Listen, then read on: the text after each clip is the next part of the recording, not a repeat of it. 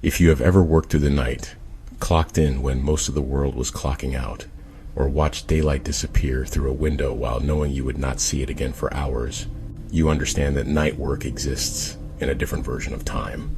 The night shift is not simply a schedule, it is a condition. It is the stretch of hours when buildings remain open without witnesses, when systems are expected to function without supervision, and when the people inside them are reduced to a skeleton crew by design. Hospitals dim their lights, stores lock half their doors, factories slow their output, offices empty until only maintenance and security remain. The world does not shut down completely, it just stops paying attention. Night workers are taught that the danger is obvious: fatigue, isolation, the occasional unpredictable customer, a medical emergency with fewer hands available. These risks are acknowledged, written into policies, addressed with procedures and training videos. What is not addressed is what happens when the systems themselves begin to behave differently, when a building continues operating without acknowledging who is inside it, when routines repeat without producing reassurance, when logs, schedules, and access records remain intact but stop reflecting reality. The night shift depends on trust. Trust that doors will stay locked once secured, that patients remain where they are assigned, that machines only respond to human input, that help exists somewhere beyond the walls, even if it will take time to arrive. Most people believe the night is dangerous because it hides threats, because it limits visibility, because it invites the unexpected. But the night shift is rarely undone by chaos. It is undone by consistency, by systems that keep running without interruption, by spaces that remain active without supervision, by routines that do not break even when something inside them has changed. Tonight, these are not stories about monsters, jump scares, or sudden violence. They are stories about ordinary jobs performed by ordinary people during hours when oversight is thin and assumptions are left unchallenged. 5 night shifts, 5 workplaces that never fully sleep, and 5 moments where the people inside them realize that staying until morning may require trusting systems that no longer recognize them as necessary. So keep your badge visible, complete your rounds, follow procedure, and pay attention to the quiet moments when nothing seems wrong, but everything continues running just a little too smoothly. Because the most unsettling thing about the night shift is not what appears unexpectedly, but what remains active long after it should have stopped responding at all.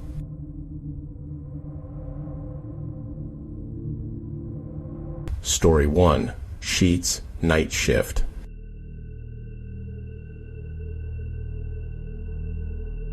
The overnight shift at our Sheetz ran from 11 at night to 7 in the morning, and between those hours the store felt less like a business and more like a sealed container. A lit box sitting off the road, humming quietly while the rest of Hummelstown slept. Most nights, it was just me and one other supervisor. 2 people to cover the whole place, 1 at the front, 1 in the back. Corporate called it efficient staffing. We called it counting minutes. I worked the register and the sales floor. He worked the MTO area, the kitchen, and the paperwork that never stopped accumulating in the back office. On paper, we were together. In reality, there was a long stretch of store between us, broken up by aisles, coolers, and a prep area that swallowed sound. The traffic usually didn't pick up until around 7, when commuters started rolling through for coffee and breakfast sandwiches. Before that, we might see a trucker, someone heading to an early shift, or a car that pulled in just to sit at the pumps for a while before leaving again. That night, the clock on the register said 2:17 a.m. I remember because I checked it twice. The store had settled into its late night rhythm. The hum of the refrigerators, the faint whir of the soda machine cycling ice, the automatic doors sighing open and closed every now and then for no one. The smell was a mix of coffee that had been sitting too long and the fried food from earlier in the night. I was wiping down the counter when the doors opened. I didn't hear the car pull in. I just heard the doors. 2 men came in together.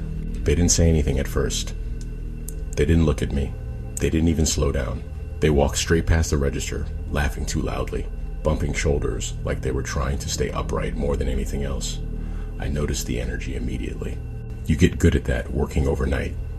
You can tell when someone's just tired, or bored, or drunk. This was different.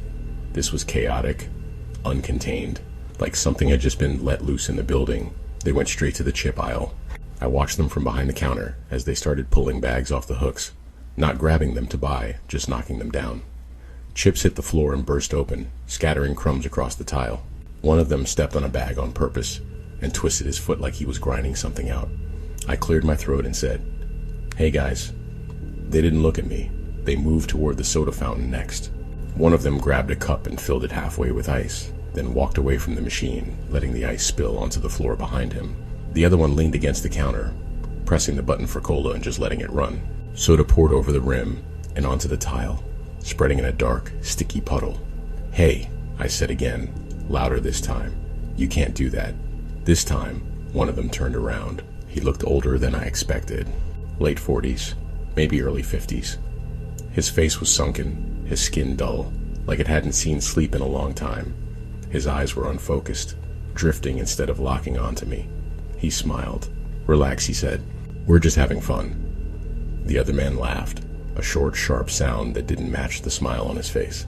He leaned over the counter slightly, close enough that I could smell him. Sweat, old smoke, something chemical underneath it all. "You work here all night?" he asked. "Yes," I said. "You need to stop making a mess or you'll have to leave." That made them laugh harder. They started circling the front area slowly, like they were browsing, but they weren't looking at anything. Their eyes kept coming back to me. One of them reached out and flicked a rack of candy bars, knocking several to the floor. I glanced toward the back of the store. The kitchen lights were on, but I couldn't see him from where I was standing. The MTO area was tucked around a corner, separated by shelves and equipment. I knew he was back there because he told me he was finishing prep for the morning rush, but I couldn't hear him over the hum of the store. I thought about calling out. I didn't. That was the first calculation, the kind you don't even realize you're making until later.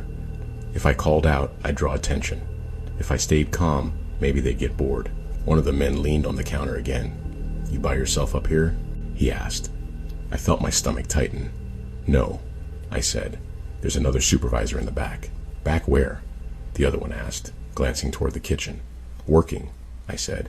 They exchanged a look. Not a glance, a look. Something passed between them that I couldn't hear. "Must get lonely," the first man said, "all quiet like this." I didn't answer. The soda machine beeped, angry and insistent, because someone had left a lever pressed down. Cola was still spilling onto the floor. One of them reached out and touched the counter, tracing a wet line with his finger. "You always work nights?" he asked. "Yes," I said. "You like it?" I shook my head. "I need you to leave." That changed the mood. Not sharply, not explosively, but enough. The smiles thinned. The laughter stopped. One of them stepped closer to the counter, not over it, just close enough that I had to lean back slightly. "Why you gotta be like that?" he asked. I thought about the phone under the counter. I thought about how long it would take for someone to get here if I dialed 911. I thought about how small the store felt suddenly. I glanced at the clock again. 2:23 a.m. 6 minutes had passed since they walked in. The man behind the counter tilted his head. "Don't you get scared working like this?" he asked. I felt the words before I heard them. "I'm asking you to leave," I said. He smiled again, but this time it didn't reach his eyes. "You call the cops on us?" he asked. "No," I said. "You thinking about it?" the other one said. I didn't answer. They started talking to each other, but not in a way I could follow. Fragments of sentences, jokes that didn't make sense.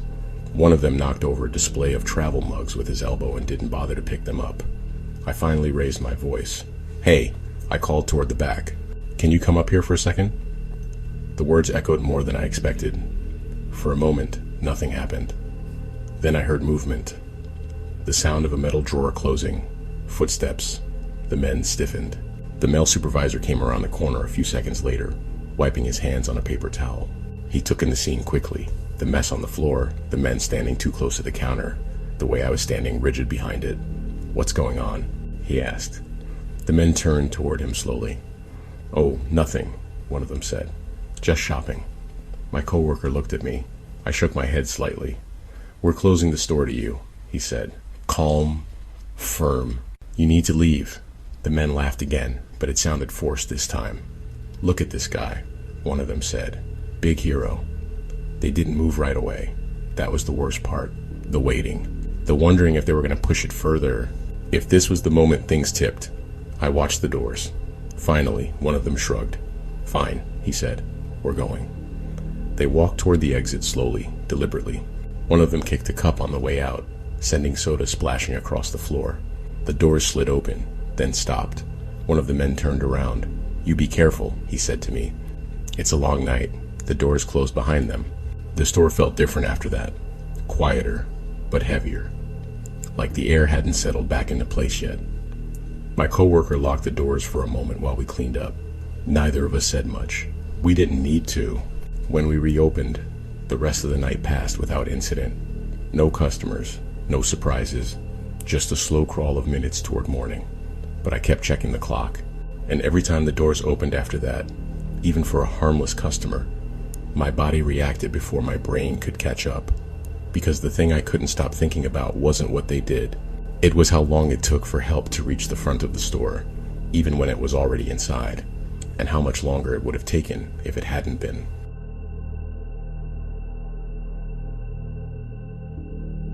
Story 2. Hospital Night Security.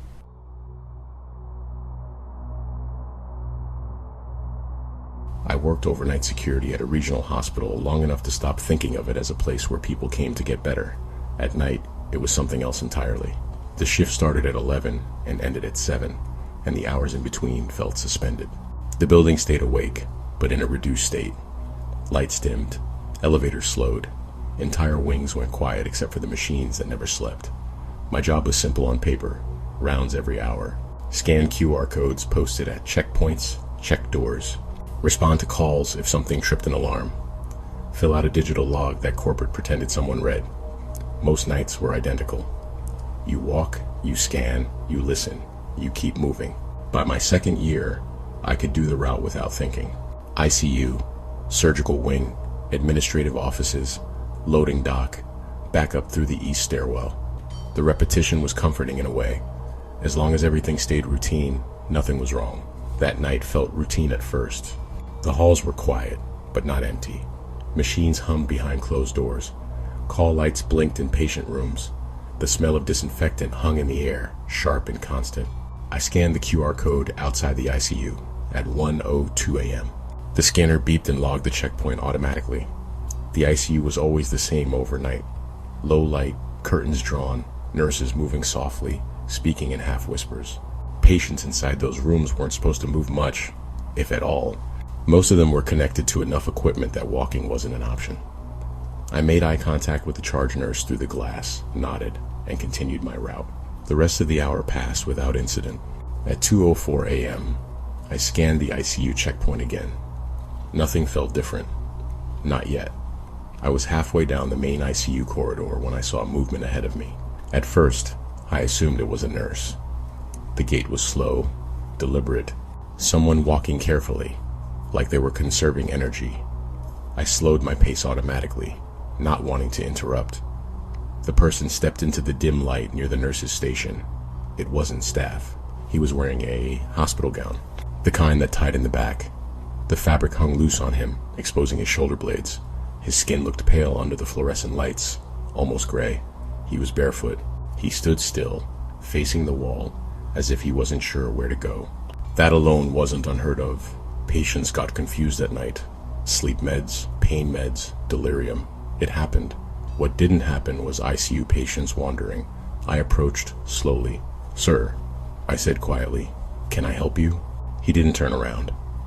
I took another step closer and felt my stomach tighten. He had an IV port taped to his arm, the line cut short, hanging loose. No pump, no monitor, no oxygen tubing. Patients like that didn't just walk away from their rooms. "Sir," I said again, louder this time. He turned his head slightly. I didn't recognize him, but that wasn't unusual. Faces blurred together after a while. What stood out was his expression. Not confused, not panicked, empty. His eyes didn't track me. They weren't focusing on anything at all. "Your room is back this way," I said, gesturing. He looked past me, down the hall toward the exit doors. "I need to go," he said. His voice was flat, almost toneless. "Where?" I asked. He didn't answer. I reached for my radio, already planning to call a nurse over. Before I could press the button, a nurse stepped out of a room behind me. She froze when she saw him. "What is he doing out here?" she asked, her voice sharp. "That's what I was about to ask," I said. "Which room is he from?" She frowned, pulled up the patient board on the computer at the nurse's station, and started scanning names. She stopped. Her hand hovered over the keyboard. That's not possible, she said quietly. What's not? I asked. She looked at me. That patient passed away yesterday afternoon. The words didn't register at first. No, I said. He's right here. She shook her head slowly. Room 12. Time of death was 3:47 p.m. I turned back toward the corridor. The man was gone. The hallway was empty. I felt the temperature in my chest drop. We checked the rooms. The stairwell. The exits. No alarms had tripped. No doors had opened. Security logs showed nothing. The nurse insisted the patient was deceased. The chart confirmed it. The room had already been cleaned and prepped for a new admission. I finished my shift, shaken, but functional. I told myself there was a rational explanation. A similar-looking patient. A miscommunication. Fatigue. Hospitals were strange places at night. You learn to compartmentalize. At 3:06 a.m., I scanned the ICU checkpoint again. The scanner beeped. A new alert popped up on my tablet. Unscheduled activity detected. That was unusual. The system logged access points, not people. I opened the alert. It showed movement logged in ICU room 12. I stared at the screen. Room 12 was empty. I walked back down the corridor slowly, every step measured. The room was dark, bed neatly made, equipment unplugged, no one inside. The monitor on the wall was off. The tablet vibrated again. Another alert. Vital monitoring active. I backed out of the room and radioed the nurse's station. Are you seeing any activity in 12? I asked. A pause. No, the nurse said. Why? I didn't answer right away. I looked back at the tablet. The patient's name was still listed. Status, inactive. But beneath it, a subheading had appeared. Presence detected. I didn't finish another round that night. When morning shift arrived, the alert stopped. The logs reset. Room 12 showed no activity overnight. No one followed up. No report was filed. The building returned to its daytime rhythm like nothing had happened. I quit 2 weeks later. Not because of what I saw in the hallway, but because of what the system recorded. Because the hospital had acknowledged something it no longer had any reason to track. And because whatever had walked those halls didn't trigger alarms, didn't override access, and didn't break protocol. It was recognized. It was logged. And for a short stretch of time in the middle of the night, the building treated it as if it still belonged there.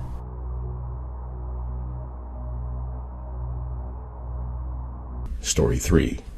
Night Clerk.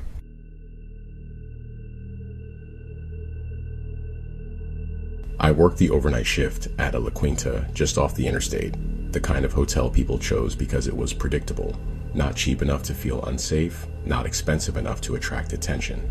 Most of our guests were travelers passing through, people who didn't want surprises. They checked in late, left early, and rarely remembered the place afterward. That was the appeal. My shift ran from 11 to 7. After midnight, the hotel felt hollowed out. The lobby lights stayed on, but dimmed. The breakfast area sat dark and unused, chairs pushed in, waffle irons unplugged. The hallways upstairs became long, quiet corridors of closed doors and steady HVAC hum. By 1 in the morning, I was usually alone. Housekeeping was gone. Maintenance was gone. Management wouldn't arrive until after 8. If something happened, there were procedures, but no immediate backup. That night started like every other. I checked in a tired family around midnight, then a business traveler shortly after. By 1:30, the parking lot was mostly empty. A few semis idled near the edge of the property, engines murmuring softly. I was behind the desk, scrolling through occupancy reports, when the front doors opened. The man didn't hesitate.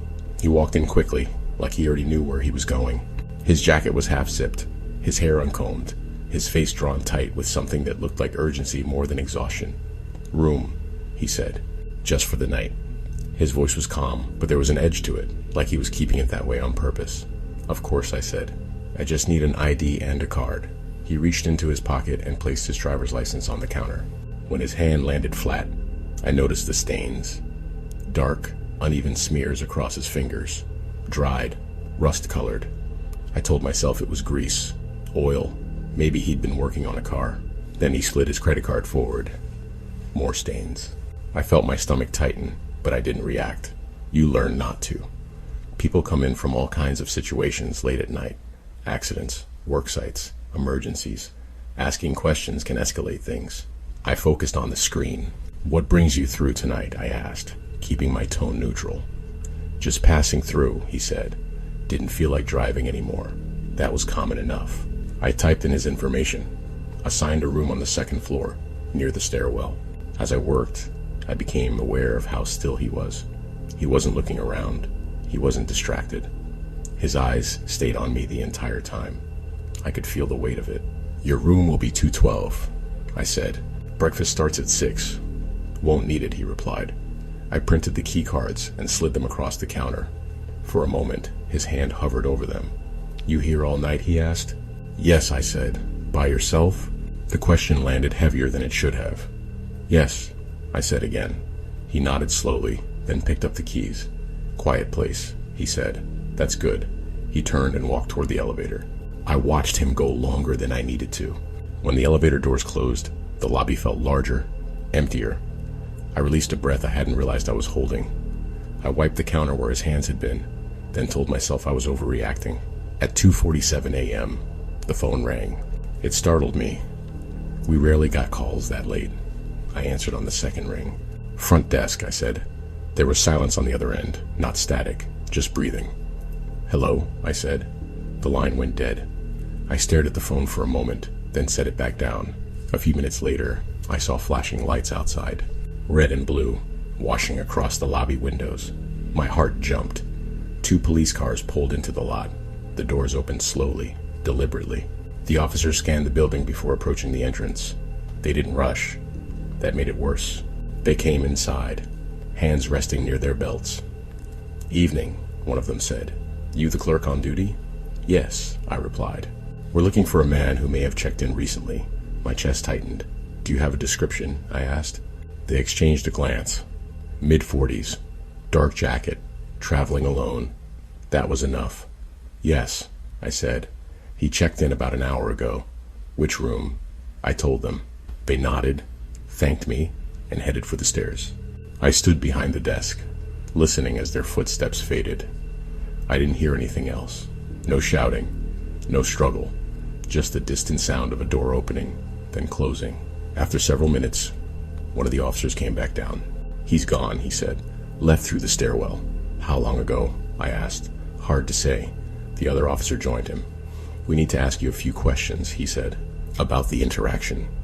They asked what he said, how he behaved, whether he made any threats, whether I felt unsafe. I answered honestly. No, I said, just off. The officer nodded slowly. Do you know, he asked, who worked this desk before you? I frowned. I've been here a little over a year. He hesitated, then continued. The clerk before you was killed. Different hotel, same shift. The words hit me like cold water. He checked in late, the officer said. Paid for one night. Killed her behind the desk. Left before anyone noticed. I felt dizzy. This man, he continued, has done this before. I swallowed. Why? I asked. The officer looked tired. His wife worked nights at a hotel, he said. Front desk. She had an affair with a guest. When he found out, he killed her. The room felt too quiet. Now, the officer said, he checks in. Sometimes he doesn't. Sometimes he just watches. Sometimes he leaves. Sometimes, I asked, sometimes he kills. They left shortly after that. I locked the doors and sat behind the desk until morning. Lights on, full brightness, phone in my hand. The thing that stayed with me wasn't the blood on his hands. It was the question. You here all night? Because now I understood something I hadn't before. He wasn't rushing. He wasn't panicked. He wasn't hiding. He was deciding. And when he walked away from the desk that night, it wasn't because he couldn't. It was because, for reasons I will never know, he chose not to. I gave my notice the next day.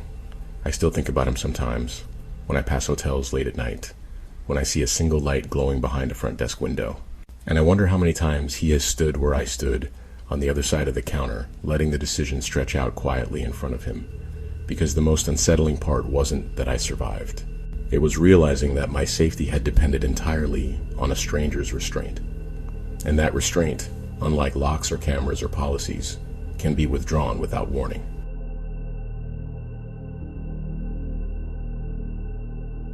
Story 4. Overnight water treatment.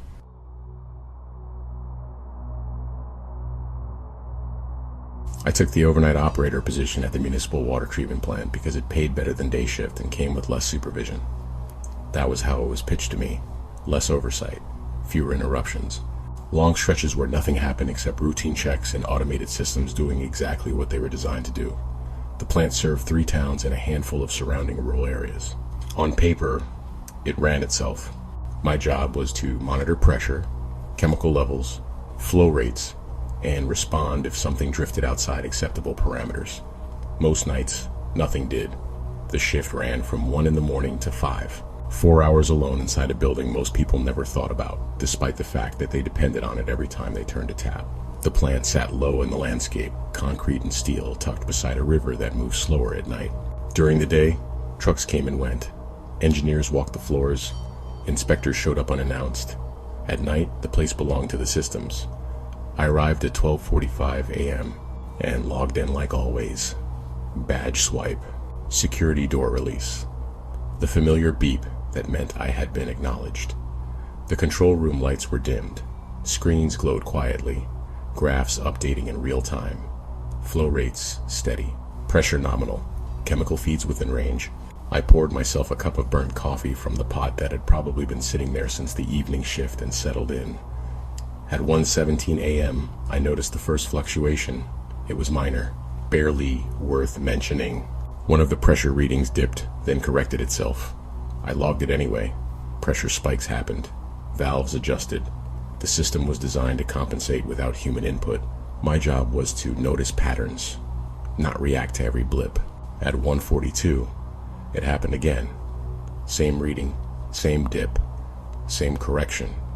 I leaned closer to the screen. The pressure drop corresponded to valve 3A, a manual override valve feeding a secondary line. It wasn't part of the automated control system. Adjustments to that valve required physical access. I checked the access log, no entries.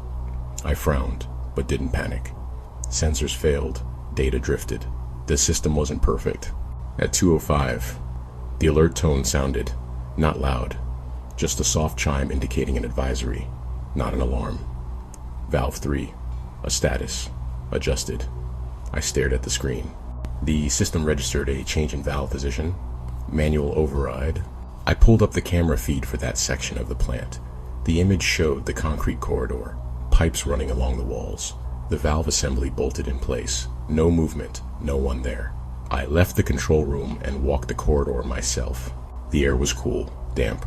The smell of treated water and metal hung heavy. My footsteps echoed softly. When I reached valve 3A, I stopped. The handle was turned. Not much, just enough to change flow. The kind of adjustment someone would make deliberately, carefully. I checked the lock, still intact. I adjusted the valve back to its original position and returned to the control room, my skin prickling in a way I couldn't quite justify. At 2:18, the pressure stabilized. I told myself I'd imagined the handle's position, that I'd misremembered. At 2:46, the system logged another adjustment. Same valve. I didn't leave the control room this time. I pulled up all available feeds, every corridor, every access point. The perimeter cameras showed nothing. No doors opening, no alarms, no motion detection. Yet the system continued to register input. At 3:02, flow rates increased on the secondary line. Water was moving, not spilling, not leaking. Moving exactly as if someone had planned it. I called the on-call supervisor. It rang until voicemail. I left a message, careful with my words, pressure anomalies, possible sensor malfunction, manual override registering without access logs. At 3:17, the advisory chime sounded again. Chemical feed rates adjusted. That made my stomach drop. Chemical adjustments were not part of the same system as flow control. Different inputs, different safeguards.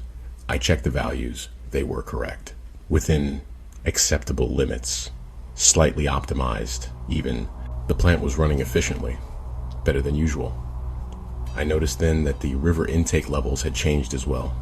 The system was drawing from a slightly different depth. I had not authorized that. Neither had the automation. I finally did what I should have done earlier and hit the manual override to suspend automated adjustments. The system acknowledged the command, then continued anyway.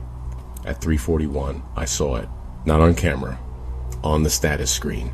A line item appeared under active processes. Secondary optimization in progress. That process did not exist. I searched the system database. No such protocol. No scheduled task. No maintenance operation. The water was still flowing, pressure stable, chemical balance ideal. If someone reviewed the logs later, they would see a plant operating flawlessly. That terrified me more than a failure would have. At 4:12, I heard water moving where it shouldn't have been, not a leak. A controlled surge deep in the pipe network. The sound vibrated through the concrete under my feet. I stood in the control room, hands hovering uselessly over the keyboard. There was nothing to shut down without cutting supply to 3 towns. I watched the screens until my eyes burned. At 4:58, the activity stopped.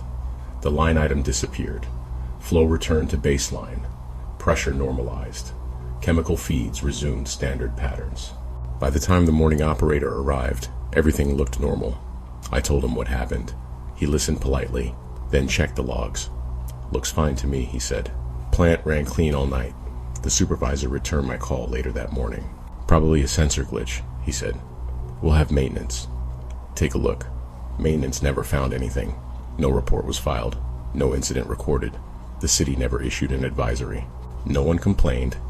No one noticed. I stayed on the job another month. Nothing like that ever happened again. But sometimes, late at night, I turn on the tap at home and listen to the water run. It sounds clean, controlled, purposeful, and I think about how perfectly the plant functioned during those hours. How whatever adjusted those valves didn't rush, didn't make mistakes, didn't trigger alarms. It simply used the system the way it was designed to be used, as if it had always known how.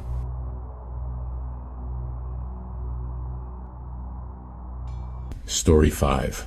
Active Session.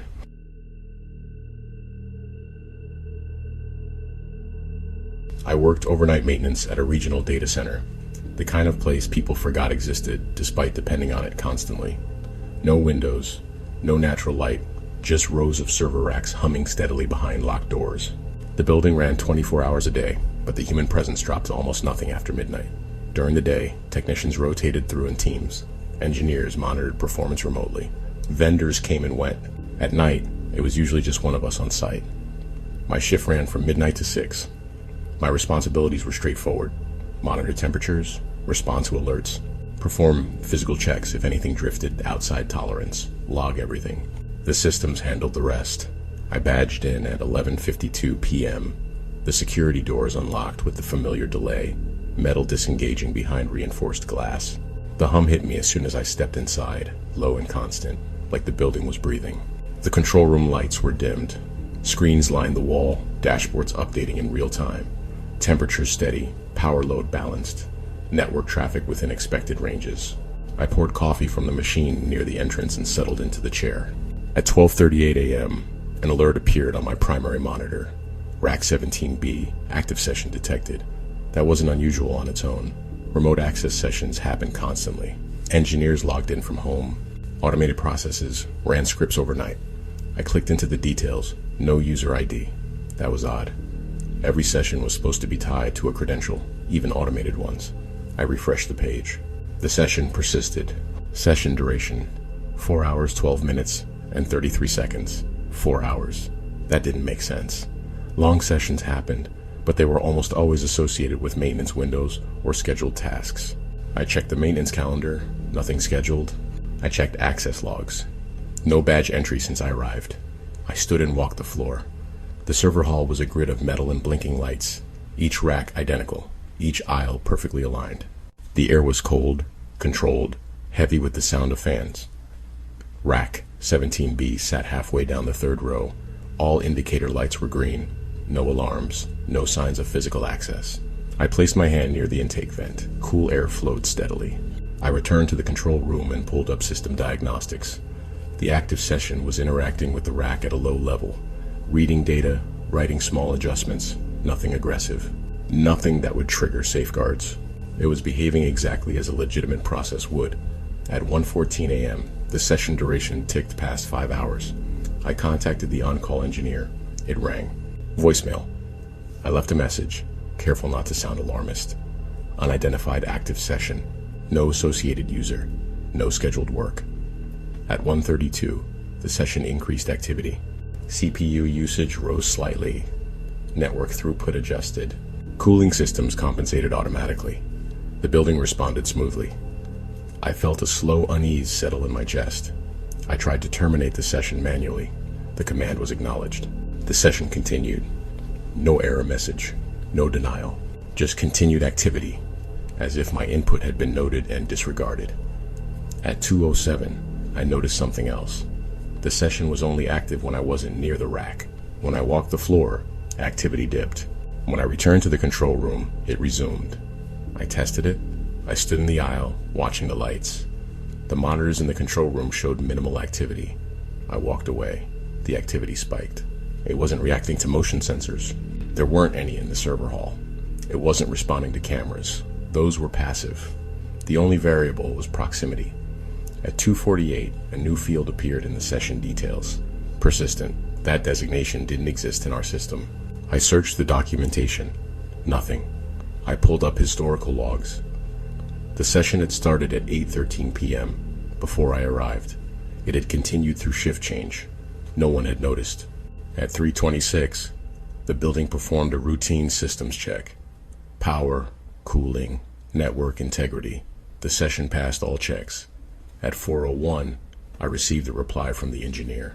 Probably a stuck process. The message read, "We'll look at it in the morning." I sat there watching the timer tick upward. 6 hours. 7. The hum of the building felt louder. At 5:52 a.m., the session ended. No warning. No error. Just gone. The system settled back into baseline operation. At 6, the day technician arrived. I told him about the session. He checked the logs. "Looks normal," he said. "No issues recorded. The session wasn't listed, not as terminated, not as completed. It was as if it had never existed. I still work there. Nothing like that has happened again. But sometimes, when I check the dashboards late at night, I notice a familiar pattern. A brief rise in activity, a slight adjustment, the system compensating smoothly. No alerts, no sessions listed. Everything functioning exactly as designed. And I think about how the building responded that night, how it didn't panic, didn't shut anything down, didn't ask for confirmation. It simply continued operating, as if whatever was interacting with it didn't need credentials, didn't need permission, and didn't need to be acknowledged to be allowed to continue.